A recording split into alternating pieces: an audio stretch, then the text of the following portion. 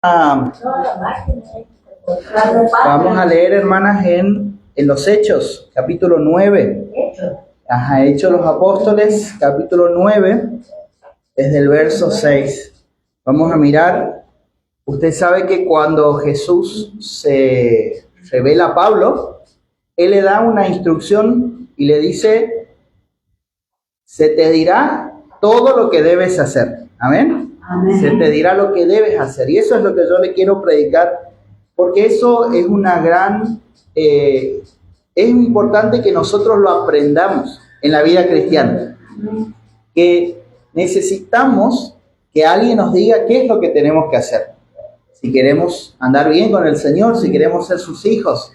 Miren los Hechos 9, verso 1, dice: Saulo, respirando aún amenazas y muerte contra los discípulos del Señor, vino al sumo sacerdote y le pidió cartas para las sinagogas de Damasco, a fin de que si hallase algunos hombres o mujeres de este camino, los trajese presos a Jerusalén. Y el verso 3 dice: mas yendo por el camino, aconteció que al llegar cerca de Damasco, repentinamente le rodeó una luz, un resplandor, de luz del cielo. Y cayendo en tierra, oyó una voz que le decía: Saulo, Saulo, ¿por qué me persigues? Él dijo: ¿quién eres, Señor? Y le dijo: yo soy Jesús, a quien tú persigues. Dura cosa te es dar coces contra el aguijón. Y el verso 6, mire, y dice: él, o sea, Pablo, temblando y temeroso, dijo: Señor, ¿qué quieres que yo haga?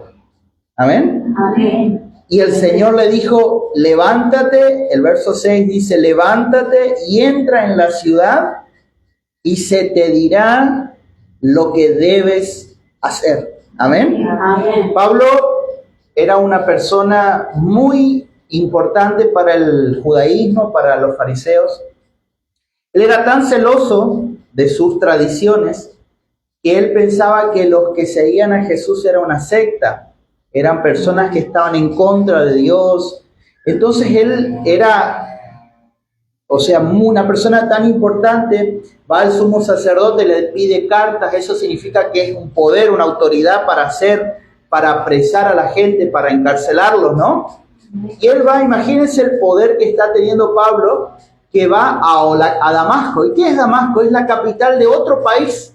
Es como si yo me fuera, si yo viviera aquí en Argentina, pero yo me voy a la capital de Chile, por ejemplo. O sea, me voy con autoridad, tenía mucha autoridad Pablo. Y él va a encarcelar a los cristianos que había en Damasco. Y cuando él va caminando, ¿no? Porque en ningún momento dice que él se cayó de un caballo, él se va de camino, dice que de repente una luz lo envuelve y él se cae. Y él escucha la voz del Señor Jesús, que le dice: Saulo, Saulo, ¿por qué me persigues? Y él hace la primera pregunta, que es: ¿quién eres, Señor? Porque él no conocía a Jesús, ¿verdad? Es la pregunta que todas las personas se hacen: ¿quién eres, Señor? ¿Verdad? Tenemos que encontrarnos con Jesús, tenemos que conocerlo a Jesús. Entonces el Señor le responde: yo soy Jesús, a quien tú persigues. Entonces eso nos enseña también que cuando alguien hace algo a la iglesia, en realidad, ¿a quién le está haciendo? A Jesús. Amén. Porque nosotros somos su cuerpo, la iglesia es su cuerpo, somos sus hijos, somos sus escogidos, somos uno con Él. Así que, ¿por qué me persigues?, le dice a Jesús, ¿verdad? Entonces Pablo le hace la segunda pregunta. Le dice: ¿qué quieres, Señor? Ya cambia, ¿no? Primero el Señor al último, ahora el Señor al principio. Señor, ¿qué quieres que yo haga? Entonces el Señor le dice: levántate, anda a la ciudad de Damasco, termina tu viaje, y ahí yo te voy a decir lo que debes hacer. Hermanos queridos, entonces, esto es una verdad para nosotros, que tenemos que aprender a escuchar, tenemos que aprender a escuchar a otros. Necesitamos que alguien nos dé una dirección. Necesitamos, hermanos, que alguien nos instruya en este camino y nos aconseje bien. ¿Amén? Amén. Así que lo primero que nosotros vemos es que cuando Dios nos habla y cuando Dios se da a conocer, Dios no nos da todo de una. ¿Amén? No hay que de entrada ya conocemos todo, sino que el Señor nos va dando una instrucción ahora y mañana nos va a dar otra instrucción, ¿verdad? Amén. Dios nos va hablando hoy una cosa y mañana nos va a ir dando un poquito más, y así mientras vamos caminando con el Señor, nos va a ir dando más. Ahora, mucha gente se preocupa, hermanos. ¿Por qué se preocupa? Porque quiere conocer a Dios y quiere conocer y no conozco todo y etcétera. Pero, ¿qué es lo que nos debe preocupar a nosotros? Hacer lo que conocemos. Si Dios nos ha hablado una cosita, hagamos esa cosita, ¿verdad? Ocupémonos en hacer esa cosita que Dios nos ha hablado ahora. Y después ya Dios nos va a ir hablando más. Después ya Dios nos va a ir instruyendo más. Lo importante es que lo que nosotros sabemos ahora lo hagamos.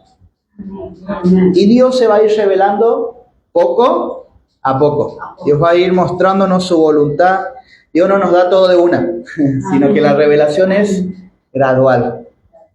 Mire, lo segundo es que vemos es que saber que necesitamos aprender nos mantiene humildes. ¿Sí o no?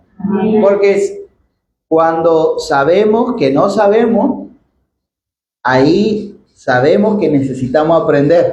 Entonces, saber que Jesús quiere que después se nos diga las cosas, nos mantiene humildes. Pablo, imagínense que Pablo era una persona muy importante. Era un erudito en la ley, era un hombre muy preparado, hermanos.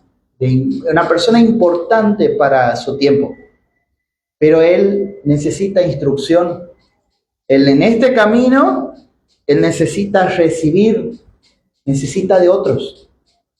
Así también nosotros, hermanos, tenemos que mantenernos humildes, esperando que alguien más nos ayude, ¿verdad?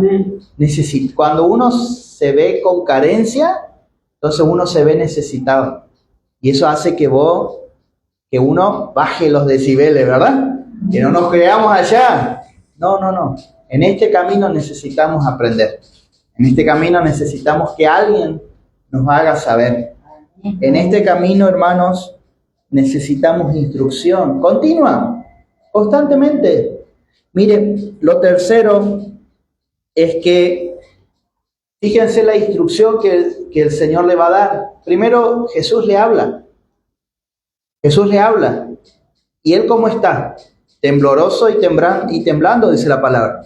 Y él dice el verso 6, el temblando y temeroso pregunta al Señor, ¿qué quieres que yo haga?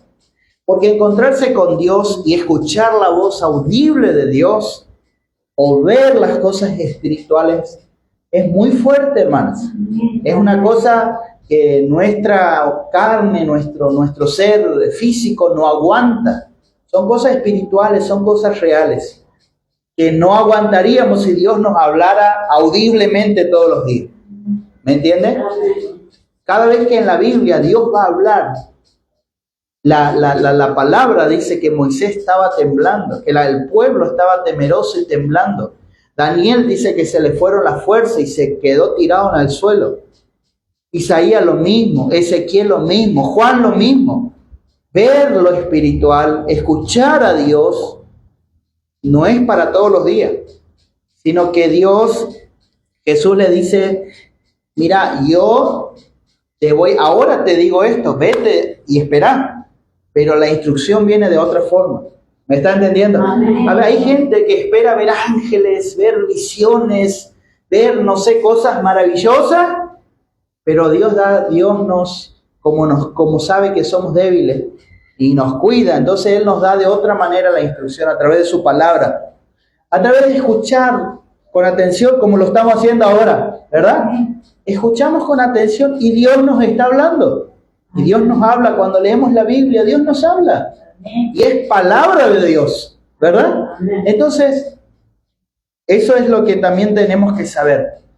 Que no tenemos que esperar así una voz audible y decir, no, Dios, yo quiero que Dios me hable así nomás. No, no es así, hermano.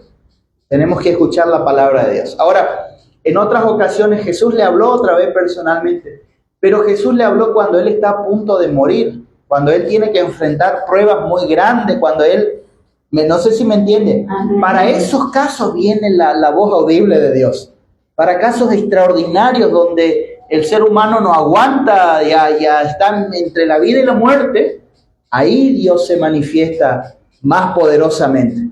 ¿Se acuerda a Esteban? Dice la palabra que Esteban, por causa del testimonio de Jesús, o sea, porque él estaba predicando de Jesús, lo terminan apedreando. Y cuando lo están apedreando, o sea, imagínense que lo están por matar, los están por asesinar, hermanos, por causa de Jesús. Y lo están apedreando con piedras, lo van a asesinar a los golpes. Lo van a ladrillar hasta que lo maten, así, en otras palabras. Lo están ladrillando hasta que lo maten. Ahí él ve la visión y dice, veo al Hijo del Hombre sentado a la diestra de Dios. Pero son para esos casos, hermano. O cuando María está por nacer Jesús y viene el ángel y le habla. Y María tiene miedo, José tiene miedo. Por eso le dice a María, no temas. Por eso le dice a José, no temas. ¿Me entiendes? Porque tienen miedo. Lo espiritual, hermanos, es mucho más grande que lo natural y causa conmoción en nosotros. Entonces necesitamos recibir otro tipo de instrucción que es a través de la palabra de Dios. ¿Qué otra cosa? ¿Sabe que la vida cristiana es más que simplemente creer? Porque Pablo muestra, le dice, Señor, ¿quién eres? Yo soy Jesús. Señor, ¿qué quieres que yo haga? O sea, él cree en Jesús, sabe que eres el Mesías. Pero la vida cristiana es más que creer nomás, sino que también es hacer. ¿Amén? Amén. También es hacer. Mire, la palabra dice que la fe sin obras es muerta. Que la fe sin obras es muerta. O sea, yo creo en el Señor y esa fe me tiene que llevar a mí a obrar, a hacer, a actuar. No es simplemente yo creo y me quedo con los brazos cruzados así y está todo ok. No. Pablo dice, Señor, ¿qué quieres que yo haga? Amén, hermanos. Amén. Así es la vida con Jesús. Ahora, no, aunque no sepamos todo ahora, porque Dios no nos da todo de una, ya lo hemos dicho, ¿no? Aunque no tengamos una visión completa de lo que el Señor quiere, pero sí sabemos que en el camino Dios nos va a ir mostrando. Que en el camino Dios va a ir obrando en nosotros y con nosotros. Dios va a ir haciendo cosas en el camino. Y nuestra pregunta, ¿cuál debe ser? Señor, ¿qué quieres que yo haga? Esa tiene que ser nuestra pregunta, porque no es creer nomás. No es decir, yo creo en Jesús y ahí terminó mi vida. No. ¿Qué voy a hacer, Señor, con lo que yo tengo ahora? ¿Qué voy a hacer con mi fe? ¿Sí o no? ¿Qué voy a hacer, Señor, con... Yo creo que Jesús es real. Yo creo que Él es el Salvador del mundo. Yo creo que Él es el Rey del universo. Pero ¿qué hago yo con lo que creo? ¿Me entiendes? ¿Qué hago yo con lo que yo estoy creyendo? La fe sin obra es muerta. Amén. Mi vida tiene que ser una vida de servicio y de vivir para Jesús ahora. De vivir para Él. Ya no para mí, sino para Él. Mire, Saulo, ¿qué otra cosa nos enseña esto? Se te dirá lo que debes hacer.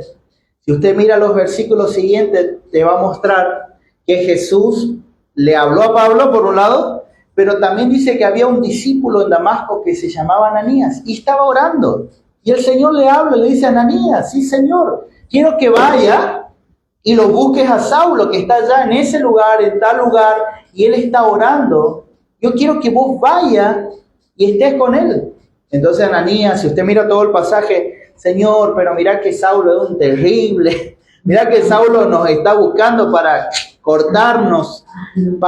Saulo, mira que viene con poder, viene con autoridad para apresarnos. Vos no te preocupes, Ananías, le dice el Señor. En otras palabras, ¿no?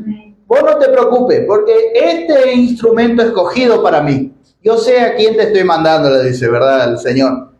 Y yo le voy a mostrar cuánto le es necesario padecer por mi nombre.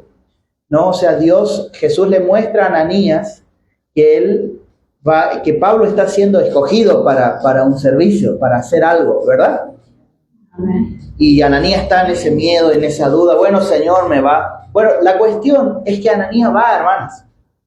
Pablo, o Saulo, mejor dicho, necesita de Ananías.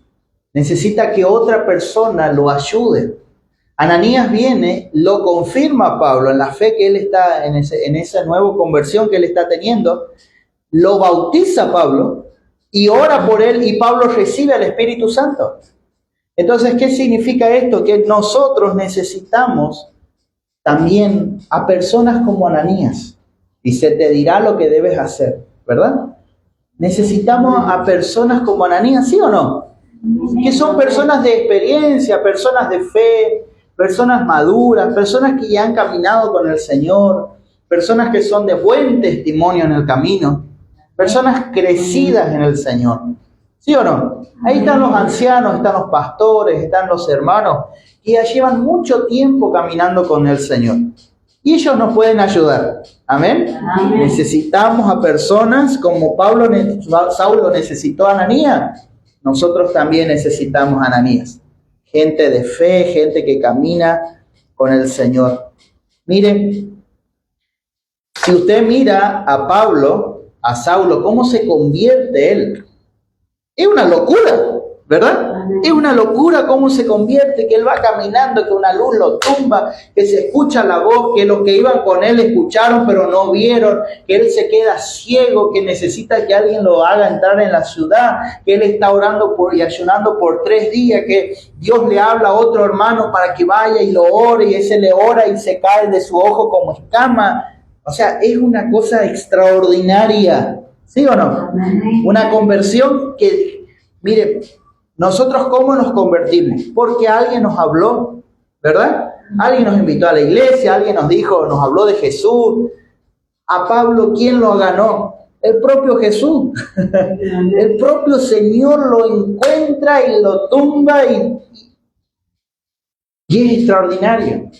Pero la palabra dice que luego que él es bautizado y recibe al Espíritu, se le cae esas cosas, esas escamas, como escamas, dice que él queda con los hermanos en Damasco.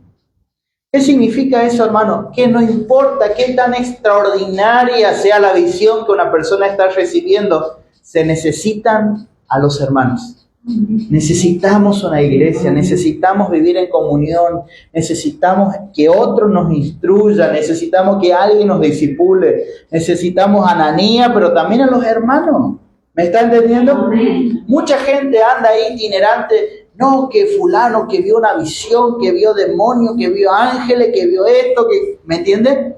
Y nosotros nos quedamos impresionados con lo que escuchamos, pero eso no sustituye a la comunión de los santos, no sustituye a tener una iglesia, a que necesitamos de nuestros hermanos, a que necesitamos una casa, un lugar para ser instruidos. ¿Sabe qué?